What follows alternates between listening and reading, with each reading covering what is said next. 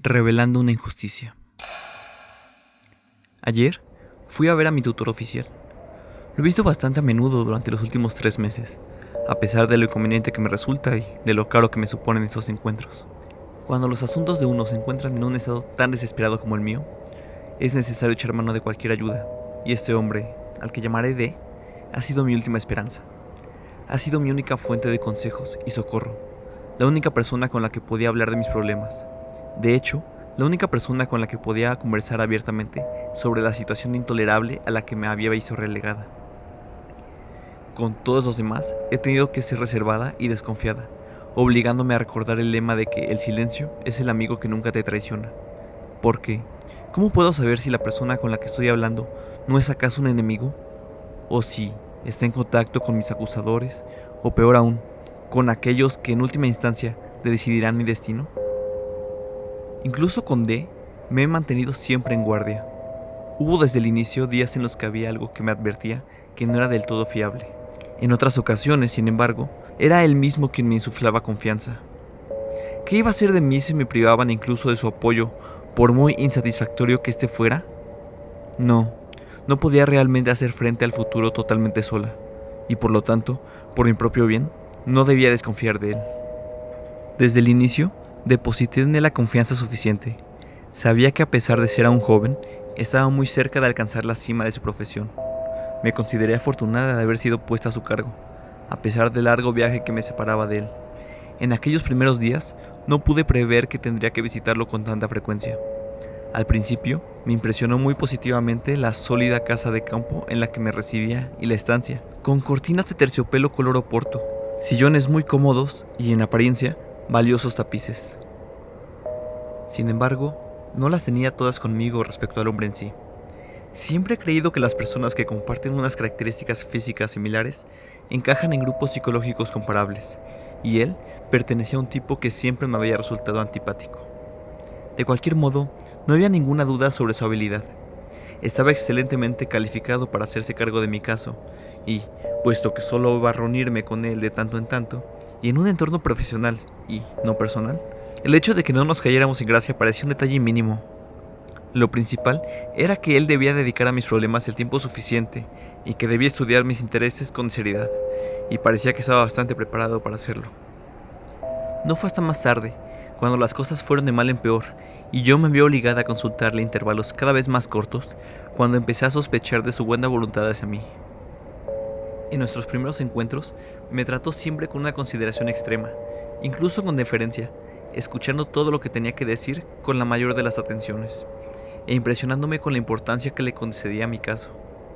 Fue esta primerísima actitud, tan gratificante en un principio, la que despertó mis primeras y ligeras sospechas, por muy irracional que pudiera sonar.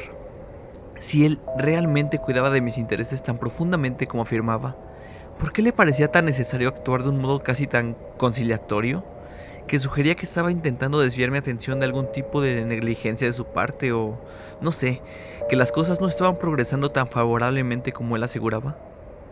Aún así, como ya he dicho anteriormente, él tenía un truco para inspirar confianza y con unas cuantas frases alentadoras y convincentes era muy capaz de disipar todas mis dudas y endebles miedos. Pero inmediatamente, mi inquieta mente se vio invadida por otro motivo por el que sospechar. Desde que me presentaron a D, he sido consciente de que había algo en su cara, aquellas cejas tan oscuras que acentuaban sus ojos hundidos, a los que nunca miré lo suficiente ni directamente como para determinar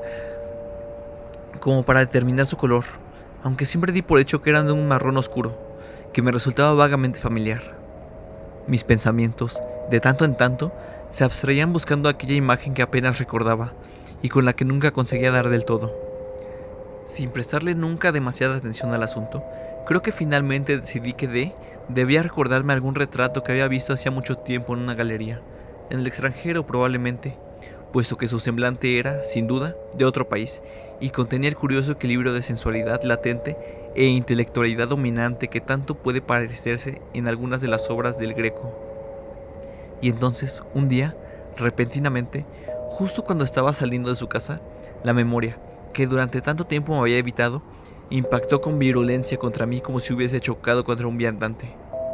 D no me recordaba ningún retrato antiguo que hubiera visto, sino a una fotografía de prensa, una que había observado hacía relativamente poco.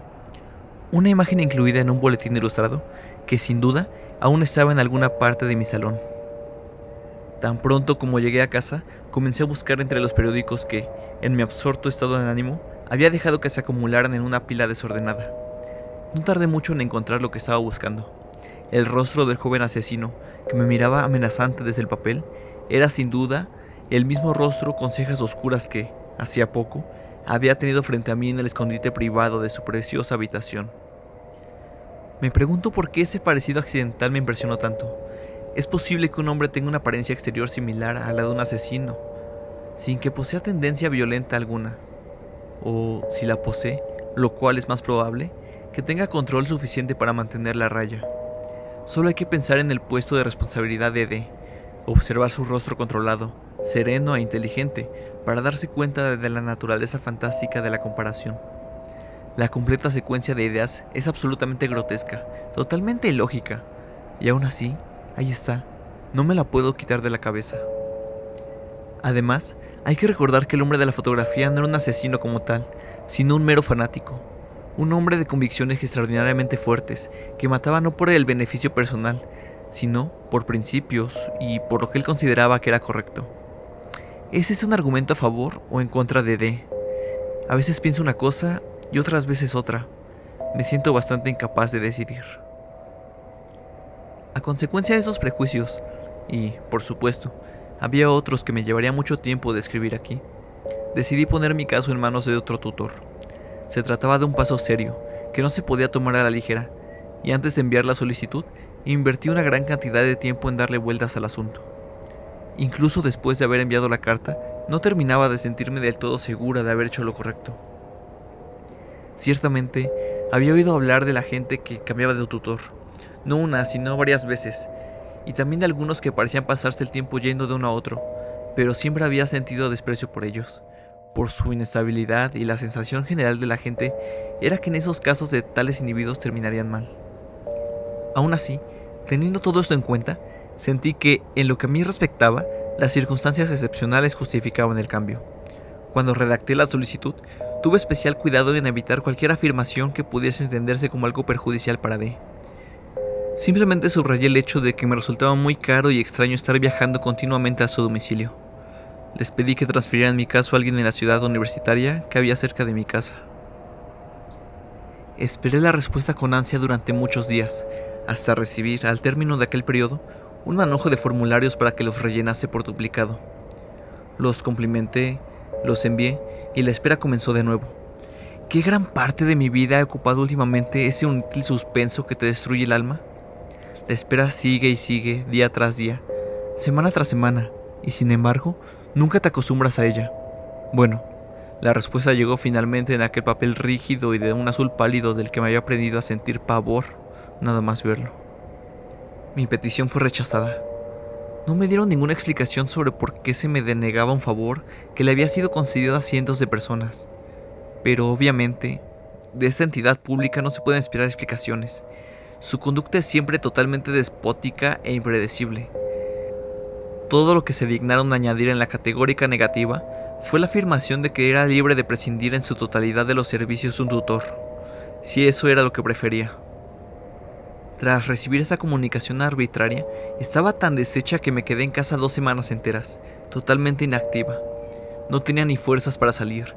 Me recluí en mi habitación, aduciendo que estaba enferma y sin ver a nadie más que a la sirvienta cuando me traía la comida. De hecho, la excusa de la enfermedad no era mentira, puesto que mi cuerpo, así como mi mente, se sentían completamente destrozados, exhaustos, apáticos y deprimidos, exactamente igual que tras haber tenido una fiebre altísima. Sola en mi habitación, reflexioné incesantemente sobre la situación.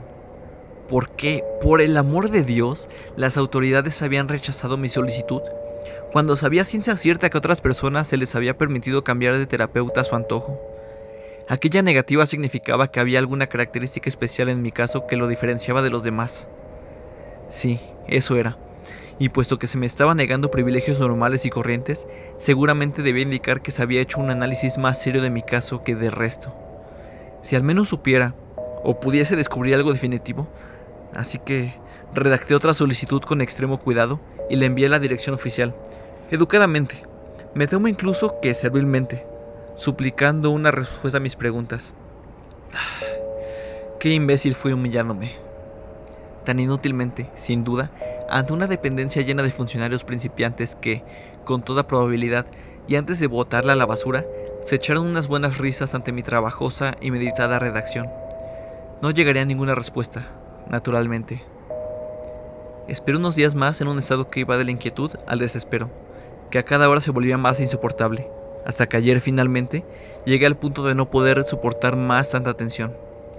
Solo había una persona en el mundo entero con quien podía liberar mi mente, solo una persona que era, posiblemente, capaz de aliviar el suspenso, y esa persona era D, que aún era, cuando ya todo estaba dicho, mi tutor.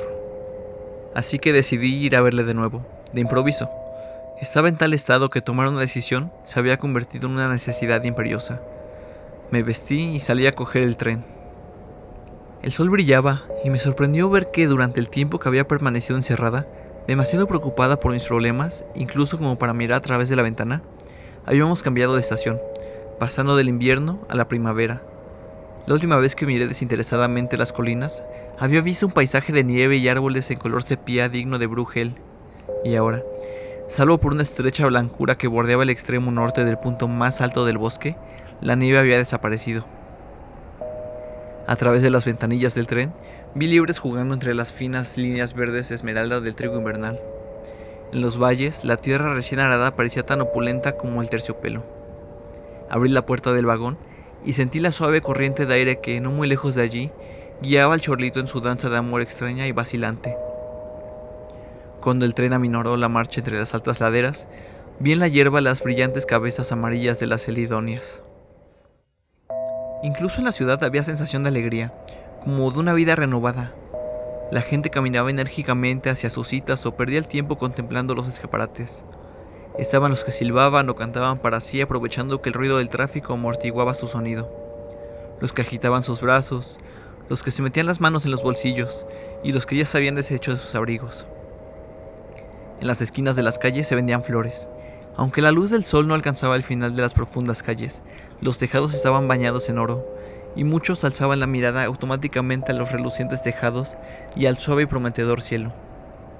También yo saqué provecho de la atmósfera de ese día. Mientras caminaba, decidí exponerle a Adele el objeto de la solicitud y su respuesta con la intención de no esconderle nada, sino más bien para preguntarle qué creía que había detrás de aquella decisión oficial. Al fin y al cabo no había hecho nada que pudiese ofenderle. En términos prácticos, mi petición de cambio de tutor estaba perfectamente justificada. Tampoco tenía un motivo real para desconfiar de él. Más bien al contrario. Ahora era más necesario que nunca albergar una fe implícita en él, puesto que solo él tenía el poder de hacer que mi caso avanzase. Posiblemente, y solo por el bien de su buena reputación, haría todo lo posible para ayudarme. Llegué a su casa y esperé que me abriesen la puerta. Cerca del pasamanos había un mendigo de pie que sostenía frente a él una bandeja con cerillas. Era un hombre joven y delgado cuya apariencia le hacía parecer de clase media. Estaba cuidadosamente afeitado. Tenía un traje azul oscuro, viejo y limpio. La ciudad, por supuesto, está llena de gente desahuciada. Pueden verse por todas partes, pero no podía evitar desear no haber visto aquello justo en aquel momento. Deseaba no haber visto al hombre en concreto, aunque puede que fuese un maestro caído en desgracia. Estábamos tan cerca que esperaba que me pidiese algo. Sin embargo, se quedó de pie sin siquiera mirar en mi dirección, ni tampoco molestarse en acercar sus cerillas a los transeúntes. Había en su rostro una expresión de una apatía tan absoluta que bastó ese instante para que todo el influjo optimista de aquel día comenzase a decaer. Cuando crucé la entrada, parte de mi atención se quedó adherida al respetable mendigo con el que me sentía de algún modo conectada. Se me pasó por la cabeza que quizá yo, algún día, incapaz de seguir trabajando, habiendo consumido mi pequeña fortuna, con mis amigos irreparablemente alejados, estaré en la misma situación que él. El sirviente me informó de que D lo habían llamado por un trabajo urgente, pero que volvería pronto. Me llevó a una habitación y me pidió que esperara. Allí sola, toda mi depresión que había desaparecido bajo el sol, regresó. En contraste con el viento primaveral de la calle, sentía la pieza cerrada y opresiva, pero una sombría inercia me impidió abrir una de las ventanas decoradas con gruesas cortinas. En la esquina, el enorme reloj de pie marcaba los minutos. Al escuchar aquel incesante tic-tac me sobrevino gradualmente una sensación de futilidad abismal. El hecho de que D no estuviera, que de entre todos los días posibles eligiese justo aquel para hacerme esperar en aquella triste habitación, creó la peor de mis impresiones posibles. Me poseyó una sensación de desesperanza, de que todo esfuerzo que hiciese sería inútil. Me senté apáticamente en una silla rígida e incómoda con un asiento de piel y observé el reloj, cuyas agujas habían completado en ese momento medio círculo desde mi llegada, con indiferencia. Pensé en marcharme, pero incluso carecía de energía para moverme. Me había invadido una apatía similar a la del mendigo de afuera. Estaba convencida de que incluso antes de haber hablado con D, la visita había sido un fracaso. De repente, el sirviente volvió para decirme que D estaba a mi disposición. Sin embargo, ya no quería verle. Solo con la mayor de las dificultades me pude obligar a levantarme y a seguirle hasta la habitación en la que mi tutor se encontraba sentado en su escritorio. No sé por qué, el verle sentado en su pose habitual, me sugirió la idea de que no lo habían llamado de ningún lugar, de que había estado allí sentado todo el tiempo, teniéndome a la espera por algún motivo personal oculto. Quizá para provocarme una sensación de desesperación tan grande como la que estaba experimentando en aquel momento. Nos dimos la mano, me senté y comencé a hablar. Mi indolente lengua empezó a verbalizar palabras que parecían inútiles antes incluso de ser pronunciadas. ¿Era cosa mía que D escuchaba con menos atención que en otras ocasiones, mientras jugaba con su pluma o con los papeles que tenía frente a él? No pasó mucho tiempo antes de que su actitud me convenciese de que él estaba totalmente informado acerca de mi solicitud y su resolución. No había duda alguna de que las autoridades le habían remitido el asunto. ¿Con qué sesgo? ¿Con qué consecuencias?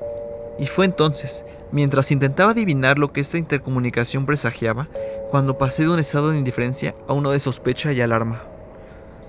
Me escuché a mí mismo expresando el viejo argumento de la incomodidad, explicándole en un tono dubitativo que para estar con él menos de una hora debía emplear, entre ir y venir, 6 horas de viaje. Y entonces le oí responder que ya no tendría motivo de queja alguno respecto a los aburridos viajes, puesto que estaba a punto de emprender unas vacaciones de duración indefinida y no acometería más trabajos hasta su vuelta. Si antes de aquello me sentía desesperada, pueden imaginarse cómo me afectó aquella información. De algún modo me despedí de él, encontré el camino a la calle y alcancé el tren, que me llevó a través del entonces ya oscuro paisaje. Qué difícil es sentarse en casa sin nada más que hacer que esperar. Esperar es la cosa más difícil del mundo. Esperar sin tener a quien confiarle tus dudas, tus miedos, tus esperanzas incansables. Esperar sin saber si tendría que interpretar las palabras de D como una orden oficial que me privaba de toda ayuda, o si él tenía intención de retomar mi caso en un futuro cercano, o bien este ya estaba cerrado.